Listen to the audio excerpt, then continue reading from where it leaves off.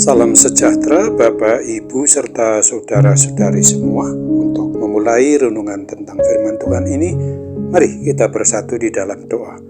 Tuhan Allah Bapa di sorga yang memelihara hati, akal, dan pikiran kami umat manusia, berfirmanlah kepada kami sebab kami bersedia untuk mendengar, dan atas pertolongan Roh Kudus mampukan kami agar boleh melaksanakan hidup ini sesuai dengan kebenaran firman-Mu itu. Dalam nama Tuhan Yesus kami mohon kepadamu. Amin. Sebagai nas renungan firman Tuhan pada hari ini diambil dari 1 Raja-Raja 18 ayat 3 dan 4 yang berbunyi, sebab itu Ahab telah memanggil Obadja yang menjadi kepala istana. Obadja itu seorang yang sungguh-sungguh takut akan Tuhan. Karena pada waktu Isabel melenyapkan nabi-nabi Tuhan, Obadja mengambil 100 orang nabi, lalu menyembunyikan mereka 50-50 sekelompok dalam gua dan mengurus makanan dan minuman mereka. Sebagai tema yang diangkat dari nas renungan kita adalah penolong dalam kesulitan. Nama Obadja dalam bahasa Ibrani adalah Ovadiah atau Ovadiahu yang artinya hamba Tuhan. Nama ini dalam bahasa Latin diterjemahkan menjadi Adias dan dalam bahasa Arab adalah Abdullah. Pada masa pemerintahan Raja Ahab, ada ratusan nabi-nabi yang mengalami penganiayaan dan pembantaian atau pembunuhan. Namun berkat Obadja, 100 orang dari nabi-nabi tersebut terselamatkan.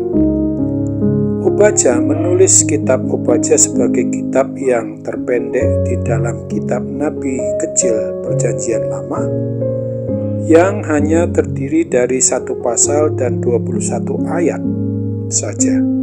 Walaupun hanya ada 1 pasal dalam kitabnya, Nabi Obadja memiliki peranan penting di dalam sejarah umat Israel, umat pilihan Allah itu. Di dalam kitab Obadja 1 ayat 12 diungkapkan bahwa janganlah memandang rendah saudaramu pada hari kemalangannya, dan janganlah bersukacita atas keturunan Yehuda pada hari kebinasaannya, dan janganlah membual pada hari kesusahannya. Dari kisah hidup Nabi Obadja kita dapat belajar tentang keberanian dan pengorbanan supaya rencana Tuhan itu digenapi. Pada waktu umat Israel sedang mengalami masalah dan nabi-nabi Tuhan di hadapan ancaman pembunuhan, Obadja menolong mereka, menyembunyikan nabi-nabi Tuhan itu di tempat yang aman dan memberi mereka makanan minuman.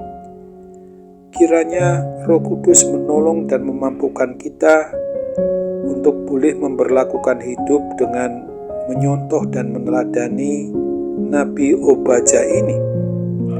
Dengan sikap kita sebagai Obadja rohani masa kini, menjadi orang yang mau dipakai Tuhan untuk melaksanakan apa yang menjadi keinginan dan kehendak Tuhan dalam hidup kita.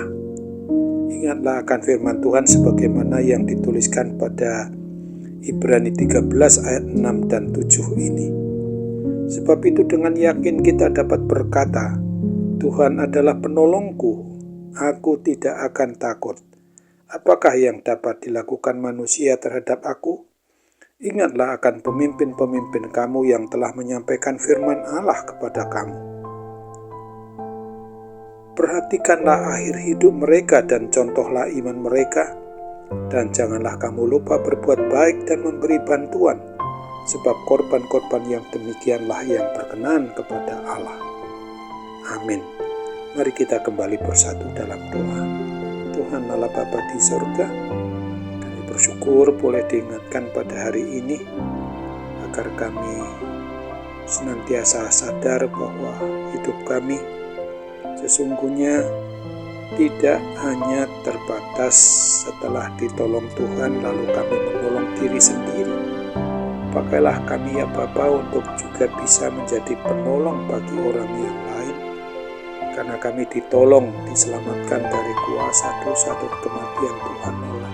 Itu sesungguhnya Tuhan mau pakai sebagai saksimu untuk menolong orang-orang yang tersesat hidupnya, yang tidak jelas akan akhir hidup mereka, yang sungguh-sungguh pasti akan menerima kebinasaan dikala mereka bertahan dalam hidup yang tidak mau beriman dan percaya kepada satu Tuhan yang hidup yang kami kenali di dalam Yesus Kristus dan dalam persekutuan Roh Kudus yang hadir di hati kami. Ini Bapa, kami hendak serahkan juga akan seluruh keberadaan kami ketika kami mengalami hal-hal yang sangat buruk, ketika menghadapi juga tantangan akibat pergumulan sakit penyakit yang ada pada kami, supaya kami dimampukan untuk Tuhan pakai menjadi sarana-Mu, memungkinkan orang yang dalam kondisi sakit setidak-tidaknya kami juga dapat menolong mereka dengan cara mendoakan mereka kepadamu.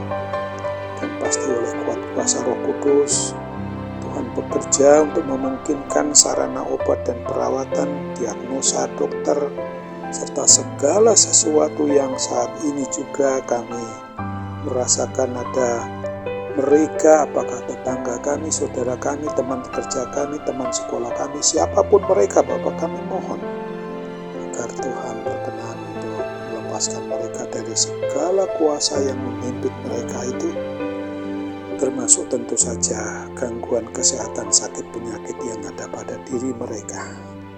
Kiranya melalui pertolongan Tuhan, dengan kami terus mau serahkan diri sepenuhnya kepada Tuhan Bapa di sorga, memungkinkan mereka boleh dipulihkan, disembuhkan dari segala kuasa sakit penyakit apapun juga, bahkan kuasa setan, kuasa iblis yang mencoba mengganggu kehidupan kami, termasuk mereka yang ada di sekitar kami yang saat ini sedang terbelenggu kuasa iblis, setan-setan itu. Kiranya oleh kuasa-Mu, oleh kuasa Roh Kudus, usir mereka dari segala kehendak yang mau menjauhkan diri kami daripada-Mu. Maka sambutlah doa kami dan sempurnakan dan kabulkan Bapa, karena kami bermohon dalam nama Tuhan Yesus. Amin.